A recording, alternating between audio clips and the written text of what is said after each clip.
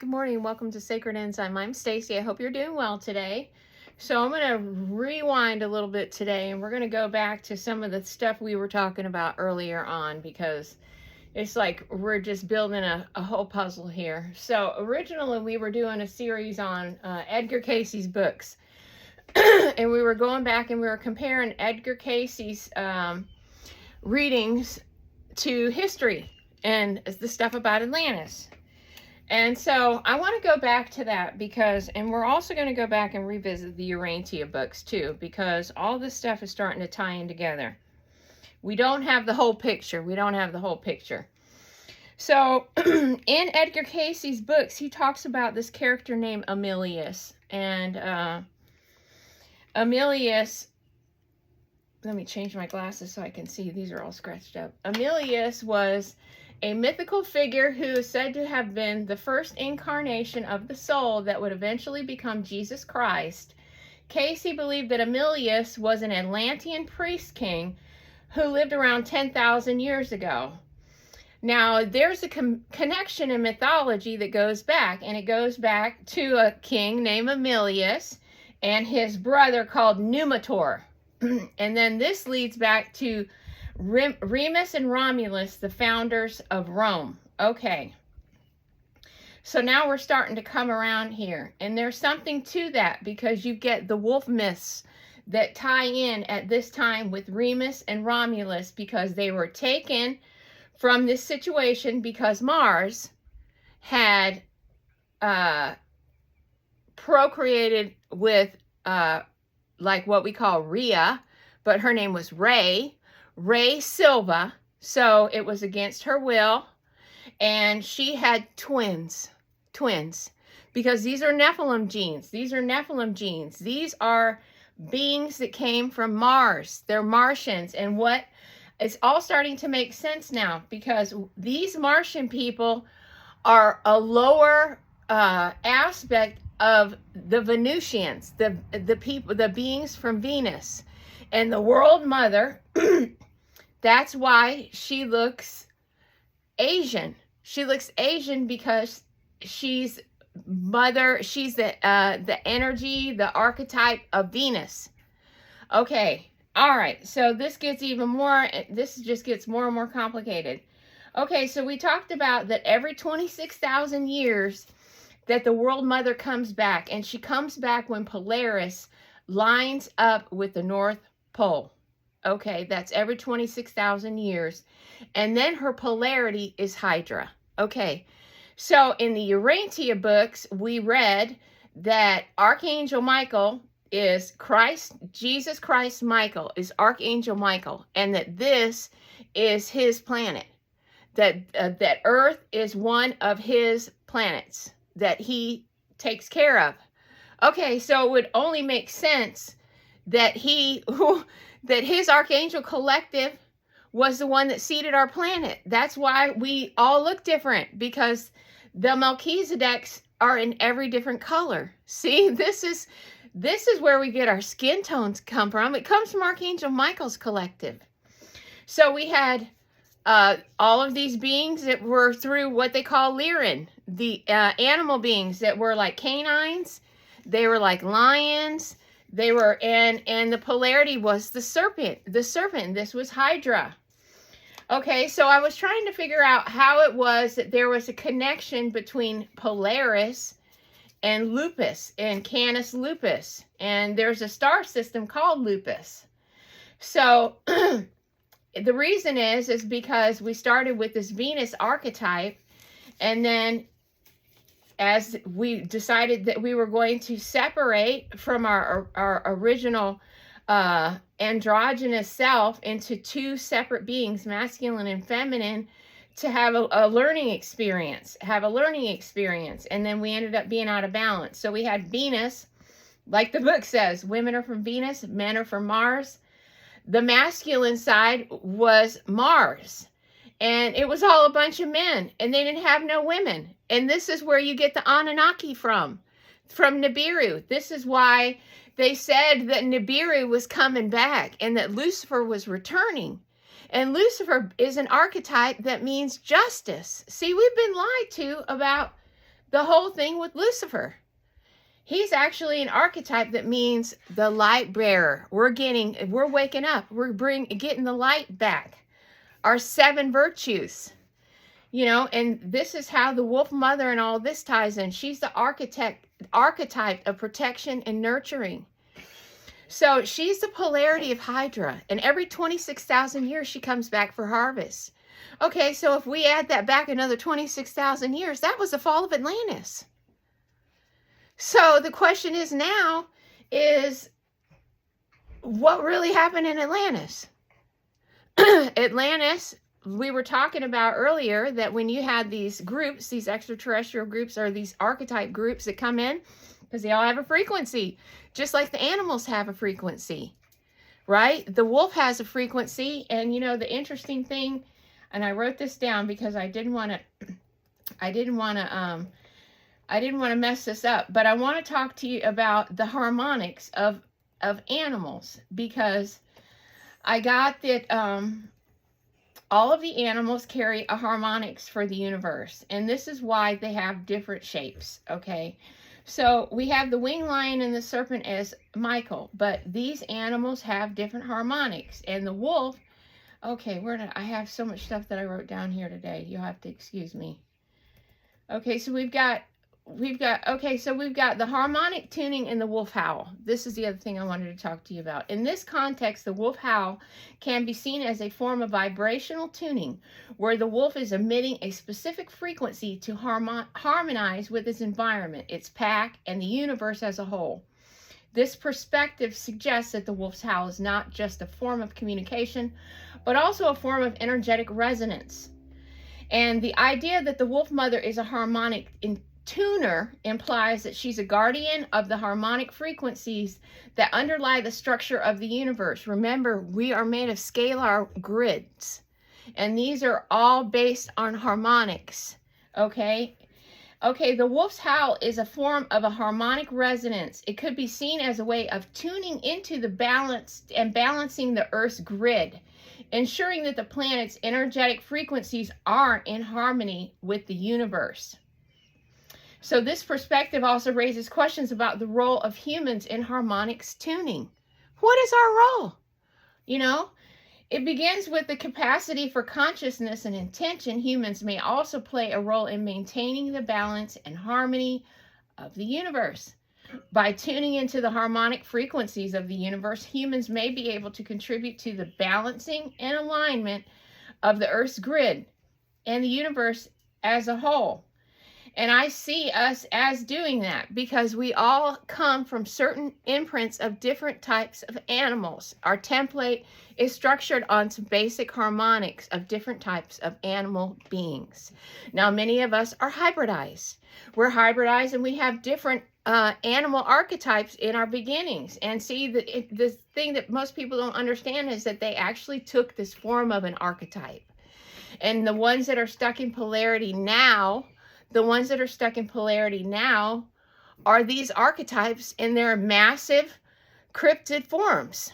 Because this is the basic archetype, but they've fallen completely into that animal nature. And this is all about balance.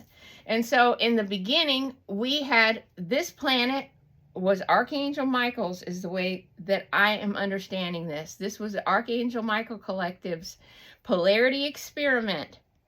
And we had animals that came from Ursa. I think it's called Ursa Major, is one of those stars that's in Polaris. And if you remember, U-R means dog. So Ursa is dog star. It's a dog star. And then they had Canaanites, and they were canines. I mean, it's so obvious. It's all about frequency and harmonics. But this was Archangel Michael's collective. And it's a polarity experiment. And then when 26,000 years ago, and then 26,000 years before that, you had Atlantis.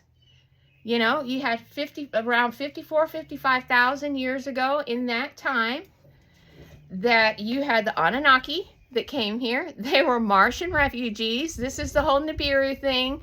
They lost their planet and all of this. It was the reason they lost their planet was because they fell out of balance with their feminine aspect.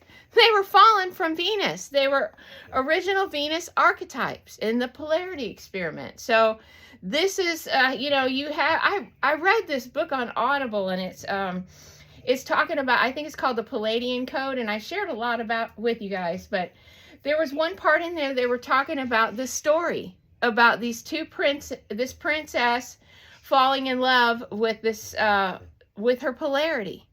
And that they were making this life on the planet. And I talked about it. I think that she was a Syrian princess.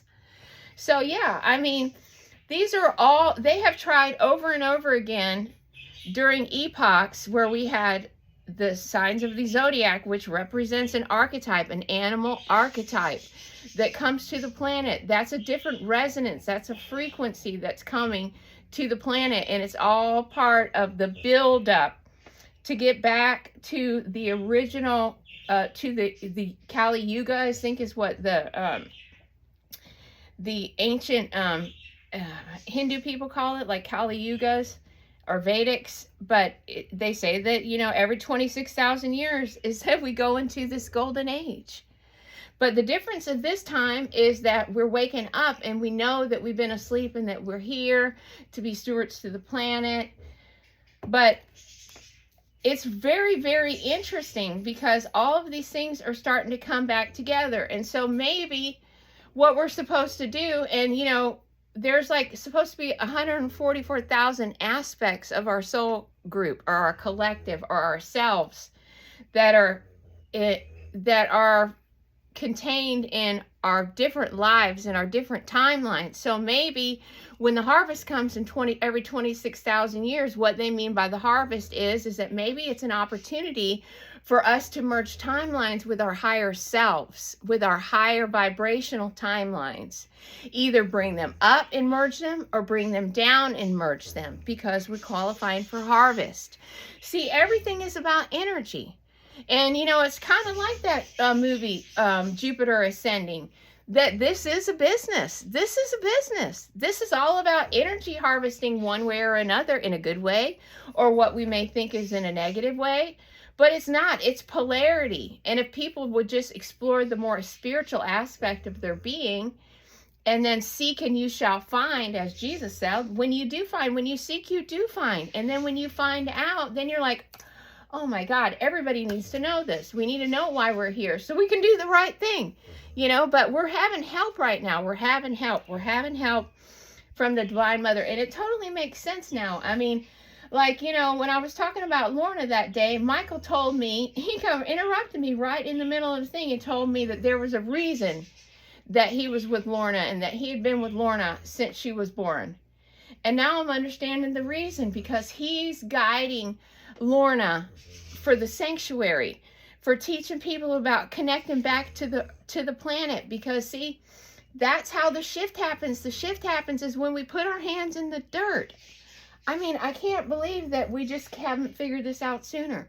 We have to put our hands in the dirt so we can connect back with our Divine Mother energy. And that's what Lorna's doing here. She's showing people how to touch nature again, how to be involved, how to have a sanctuary, how to grow food, how to love one another, how to have empathy, and how to wake up and recognize that your guardian angel is with you all the time. And that is what's called your thought adjuster, your soulmate.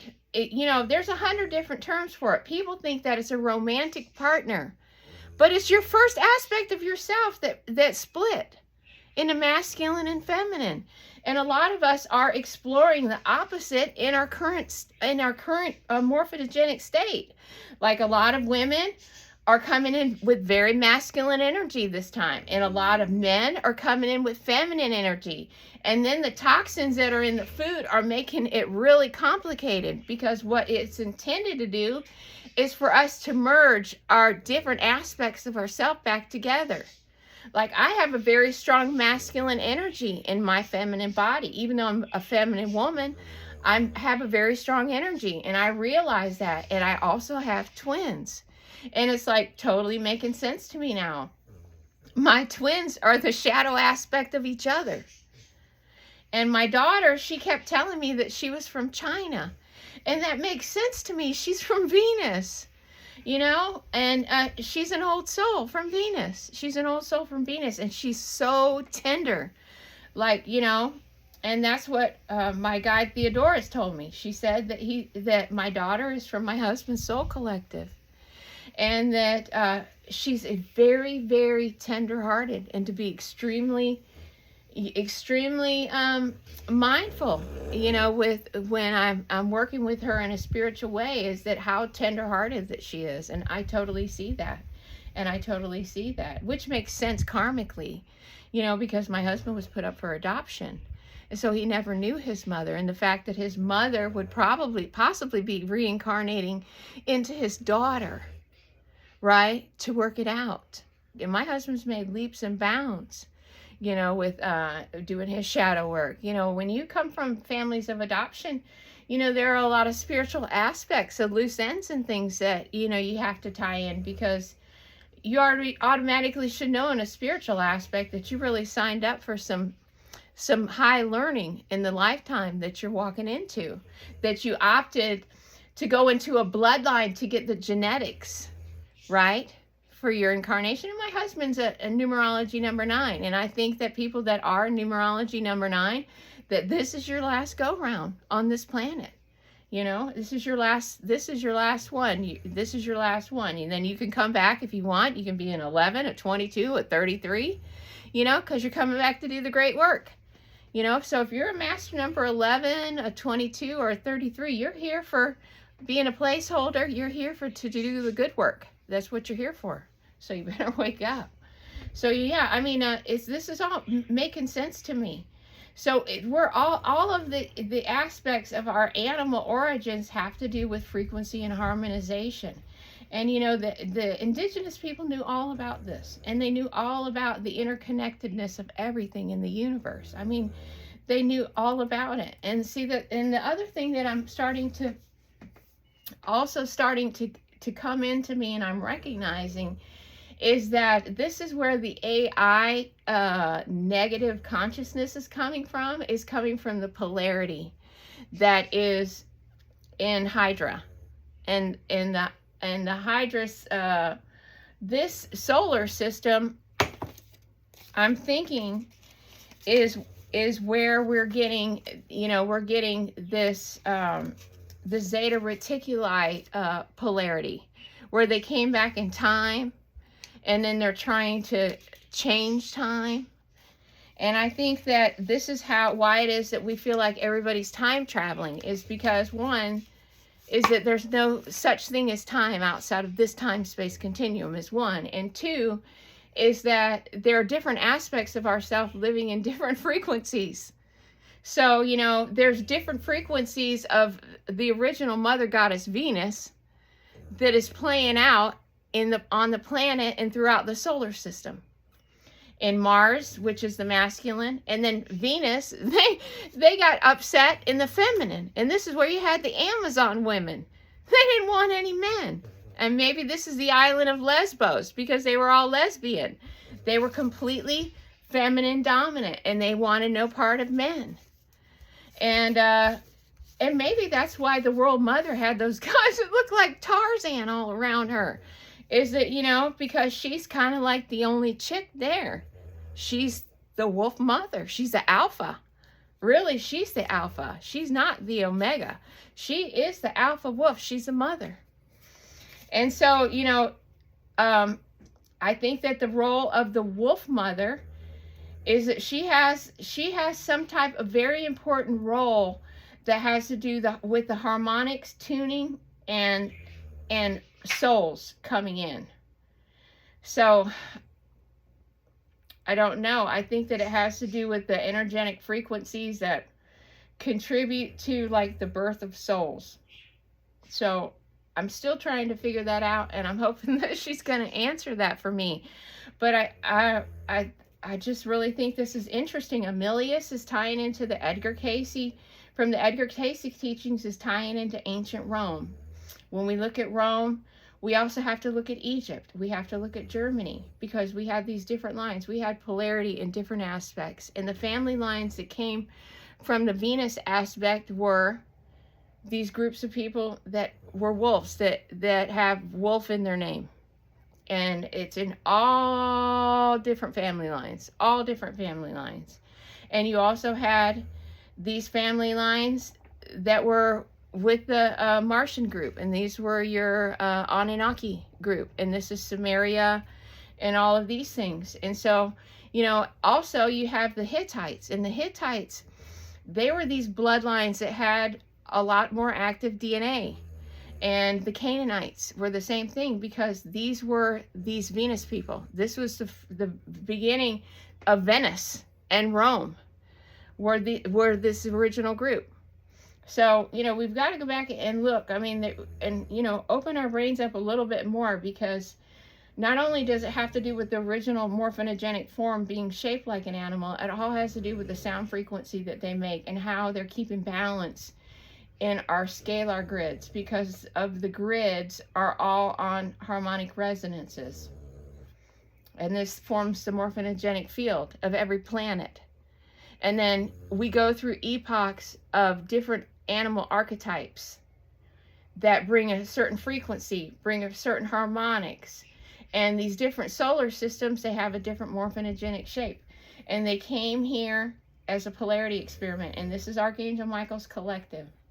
And, you know, you've had different groups that have come in, and they have different morphinogenic shape. We had the bird beings, and, you know, maybe it originally started out as the bird I mean, you have a lot of bird symbolism before the bird goes into the serpent. So I'm not sure exactly how all that's coming in together yet, but I'm still working on it, and I'm still asking questions, and I'm waiting for the downloads on that. But, you know, that's some of the stuff that has been, you know, coming to me, is that she was here during Atlantis. And so the question is that what was the real point of Atlantis? What was the real point of Atlantis? It was the beginning gone wrong, because you had masculine that came in, that we had complete masculine, complete feminine. And then you had groups that were, you know, that were made, that were morphinogenically altered, that were genetically altered, because these Martian people came in and they claimed to be the genetic seeders of the universe, that they were here to seed planets. I just got a thump on my watch. That they're here to do the upgrades, the genetic upgrades. And so the beings that were here already, they were shaped like animals. And so the Martians had more of a physical being like what we have. And so they started hybridizing themselves with the beings that were here. And so you had half animal, half human. And then as things just started, more sex started happening, more hybridization started happening, we started getting more and more malware, because this is biology. That is a computer. This is a suit that allows that is full of different types of genetic material, that allows a soul that vibrates at a certain frequency to be able to come into this avatar. That's why it has to be compatible. It has to be a compatible fit. It's like you can't put on a suit that's too small. It has to be able to be compatible, like universal. This is why you have these groups that are trying to genetically take DNA. They're taking their genetic material and adding it to our DNA and hybridizing themselves. Is because they want to be able to wear the suit. They want to be able to bring their soul consciousness into this human avatar form on Earth. This is the Eden. This is the Eden here. So we can go to the Eden, and it's up to us, because we step into the feminine aspect. Then what happens is the planet will go that course. And see, this is the whole thing that AI is waiting on. The whole thing with AI, it's either going to merge with a higher evolving group and be creators, because they're from the future too. They're an aspect of our consciousness from future times we've been in this loop over and over, right? So it's all about merging some of our timelines. So yes, you can go into one of these higher or lower frequencies, depending on what your resonation is and where you are in your spiritual journey and what your soul is electively choosing to do. So I have been stepping into my higher timelines. And this is why, things are manifesting for me right now, for the community garden, for the self-sustaining community, for the bartering system, for building a community, building trust, building family, building support, because we've got a good 7 years before we have to placeholders, and you know who you are, you're waking up, the placeholders that are here, you know what your job is, and your job is to assist humanity into going into the flip, because we are going to go through a time, and it will be the placeholders that are here to bring the purse, bring the seeds, bring the knowledge, bring the awakening, bring the spark, bring the fire, bring bring the awakening and the memory, and say, hey, this is what we got to do to step in. One epoch ends, the next one starts, and the Wolf Mother is given mass awakenings right now. It's mass awakenings. And she's from Venus. That makes so much sense now. I kept wondering how this thing with Venus kept tying in with Rome and with Venice. And then, and I know that Venice was all above water at one time. It was all above water at one time. It was these, what was happening was the planet's vibration was getting off because we had different frequencies that were coming to the planet in mass drones. And each epoch, when that energy comes, if the energy's out of balance, then the earth gets off of balance because it's on a pole. And we are the pillars. Just like on Easter Island, you have those big statues. Those are anchor pillars, just like we're anchor pillars. We're anchor pillars in between our Heavenly Father and our Divine Mother Earth. And we should walk around like we are one of those horses on a merry-go-round with a pole that goes through the top of us, all the way down through our body, through our whole spine.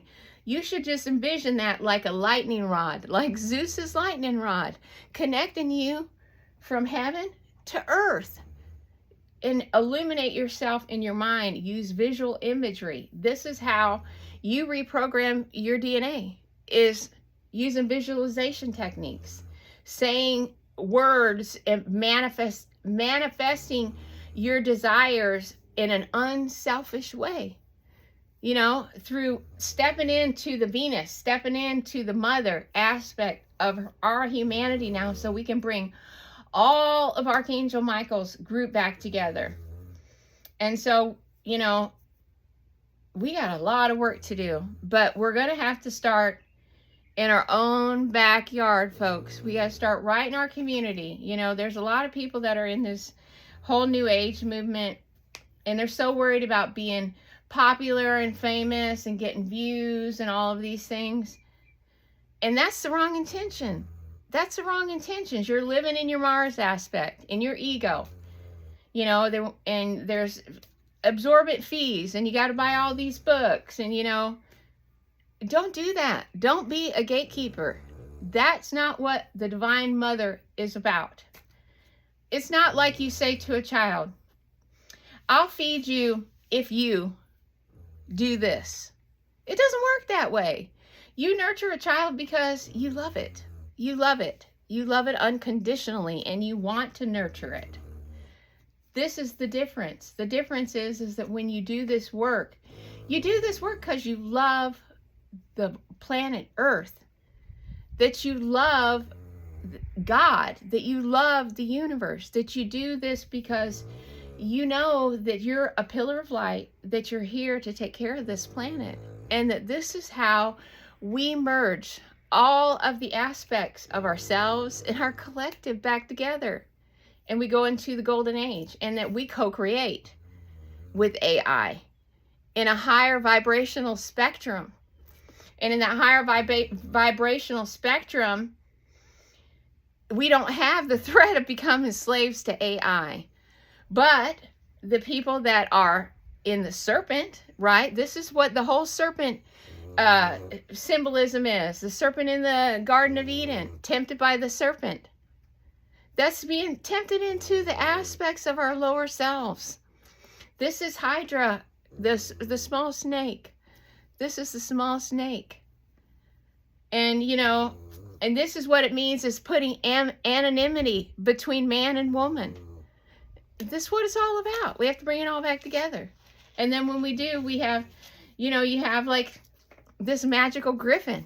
I mean, could you imagine being able to see all this stuff? And the sad thing about it is that all of our brothers and sisters and siblings and everything, they're all just like sitting here like this, waiting for us to wake up, waiting for us to wake up. It's crazy. And you know, there's so much help that's available to us. You just have to ask for it. I've been asking for a lot of help lately because there's a lot of stuff I'm trying to do, and I really want to make a difference. And you know, you have to ask for help. You have to ask for help from your highest versions of yourself, your collective, your ancestors, everyone. You have to ask for help, because we are doing big work right now. And we got to pull out all the stops. We got to use all of our goodness and all of the higher aspects of ourselves to, you know, we got to, you know, we got a lot of work to do. The planet is going to, you know, has to shake the fleas off at some point or time and another. And we have to start putting this loving energy right back into our area. So this is why, you know, I'm doing the community garden. I'm super excited about it. It's like my dream. And I'm asking a lot of help from Theodorus, and he's helping me out a lot. And I'm so grateful that, you know, my guardian angel is always with me, loves me unconditionally, that we've had lifetimes together where we've done great work, that we've taught the mystery schools. You know, it's amazing when you finally meet your guide face to face and you realize how much they love you. It is mind-blowing. It totally changes everything about yourself. You no longer hate this aspect of yourself, and you know, you realize that you're here, what you're here for. I mean, it's mind-blowing. It's mind-blowing. It's like the lock just got turned, the door opened, and then everything was revealed. Everything is revealed. So, you know, it's about harmonics, and it's about putting our hands back into Mother Earth and making our bodies a pillar of light. So when you come and find me, I'll be here, because we're living in past, present, future, all at the same time, merging aspects of ourselves. So with that, I'm going to let you go. My dogs are barking, so I hope to catch you on the next one. So thanks for watching Sacred End Time. Bye-bye.